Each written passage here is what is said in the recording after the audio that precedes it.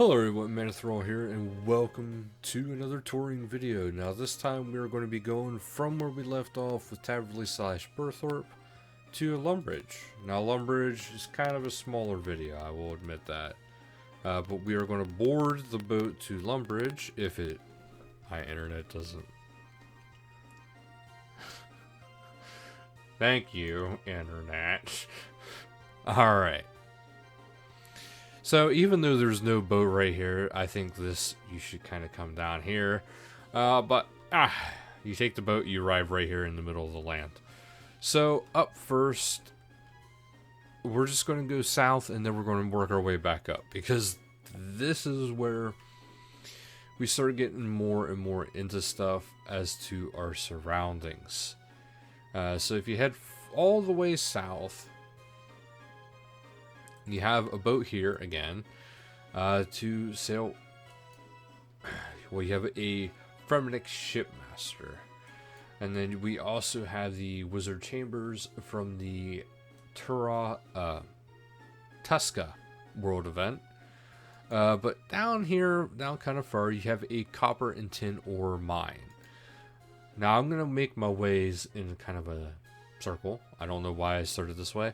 Up here you do have the Nexus, which is something I never really did a lot of research into, but this is the Nexus. I will have to do some research and we will do a complete video on the Nexus because that is something that's actually very critical for new players who are wanting to get free and easy or just train their prayer in a normal manner. We do have a house right over here. Now this house is only going to be really useful for a couple things. It's usually just quests. And up here, once you get your lunar staff made, well, no, not your lunar staff, your Draman staff, you can actually use this door, and this is how you would get into Zeneris.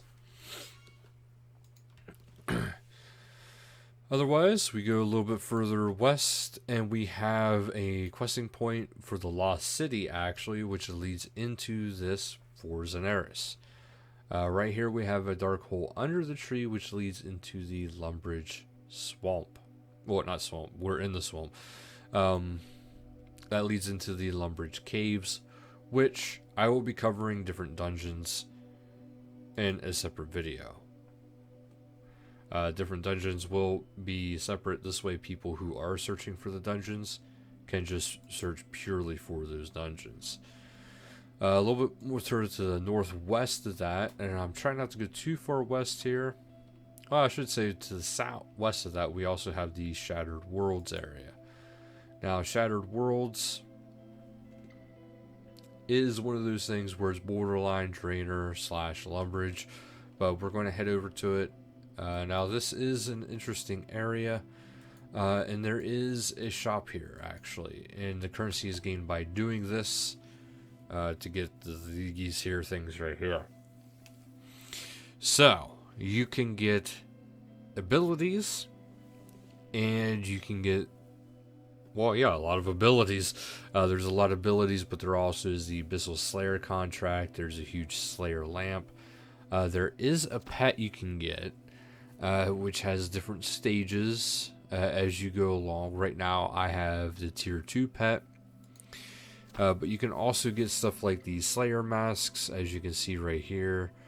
They are hybrid masks, but they can also help you get better drops, so it's actually something to keep in mind because they do actually serve and have a good purpose to them, but they are kind of expensive.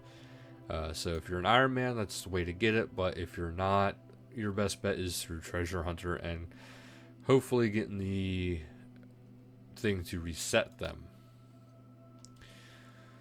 If you head a little bit north of that, you do have the Mysterious Runes, which is the water temple.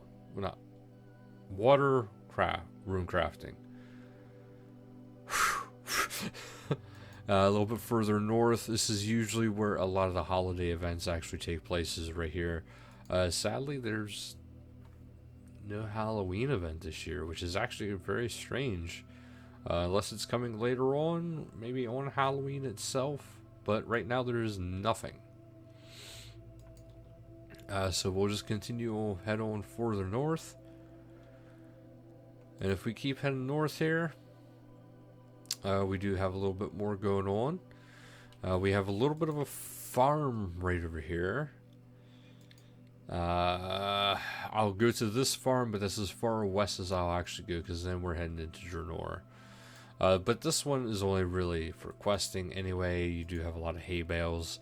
There is a wheat field here, in case you do need the wheat. There is a windmill here, which this windmill is primarily for clue scrolls. It's not going to be something you use for much of anything else. Sorry, I always get curious about people and their names. There is a cabbage field here, which cabbage can actually sell for a decent amount, so do keep that in mind. You got Beefy Bill here. Beefy Bill is actually somebody I want to show you guys because he actually has a decent shop. If you need red berries, this is pretty well the guy to go to. If you need a chef's hat and you're having bad luck trying to get a chef's hat, you got Beefy Bill on your side. Otherwise, there is a lot of cows here for starters. So if you need a cow, this is where you can get a cow. Now I will show you. You can come over here. You can pick a cabbage to all these cabbages until your heart's content, and they actually sell for 961 GP. So if you want to make some easy money, right here, pick some cabbages. Occasionally, I guess you get the cabbage seed, which, funny enough, is actually worth only 99 GP. So when you look at it, cabbage for some reason sells for a lot. Cabbage seed sells for nothing. I can't explain that, so I shan't. You do have some sheep here. If you do want to actually get some wool, you can actually attack the rams too if you really want to. You can get some chickens and eggs here. There is eggs there you can get for free. There's some goblins right here. A little bit further south, you do have one of my favorite places in the game is actually, which is this little trapdoor right here. It's kind of hidden. This is actually the Thieving Guild. So you do have the Guild Master Darren Lightfinger right there, and you have Thief Robin right here in this amazingly fun area. So, oof. This is going to be the sort of something beautiful in time. I already know it. I'll show you guys more about the Thieving Guild in another video. Otherwise, we do have a combat training area. So you can actually start training here and kind of get used to different things within RuneScape's combat system. There is the Harlan here. He is a boss assist, and also he is the owner of the Defense Cape. You do have the training dummies, which you can actually toggle minimum and max hit just to test out different builds and different items. This way you can see what is going on. You got a memorial fountain, and you have actually a fishing shop, which doesn't quite make sense to me why there's still a fishing shop in here, but you can get a decent amount of feathers this way. So something to actually kind of keep in mind. Over here we have the Explorer Jack, which if you occasionally you can actually claim rewards, and you can actually get it into your inventory. And right there, I just got 4K and a magic staff. So hey, and that's for achievements. So every now and then it's kind of nice getting a little bit extra coin. We have a general shop right next to him, which there's a decent amount and some decent stuff you can get for free. Hammers and tinderboxes are actually something that even high levels use yet now. All thanks to invention. Alright, up next we have the forge here.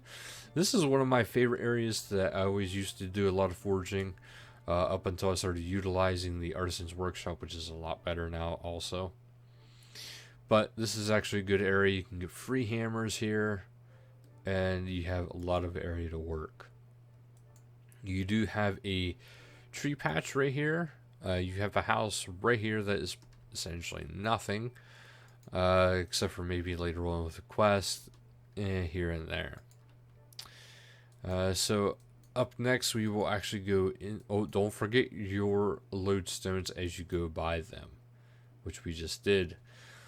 The Lumbridge Sage there, he can actually toggle different things for you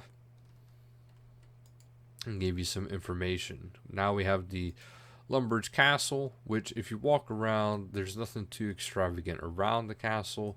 You do have Nastroth here and Hans here, who always walks laps around the castle. Inside, you actually have, I don't remember that door being there. Inside, you have the cook, which you can actually go down here, and later, as you start unlocking stuff, different things will become available to you down here. There's actually going to be a chest and stuff down here for banking and other stuff.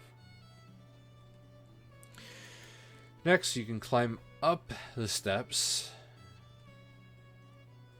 and there's actually a spinning wheel. Otherwise, nothing too major of importance other than stuff here for quests. And if you climb up again, there's actually a bank right here in the center. So we will climb all the way to the bottom. And now we are going to head out of there, and we have this guy right here is a Cerdominus preacher, sorry, which will actually replay different events from the first world event of Ceridomin versus Zamorak. And then finally, as you head east, well, we do have the I almost forgot a couple things, guys. There is a church right here, which primarily only use is the altar and some questing. And another notable spot right up here is actually Bob. He can actually repair some goods, and you can also trade him for some goods, which you got a lot of your axes all the way up to adamant. Another house that's pretty much good for just nothing.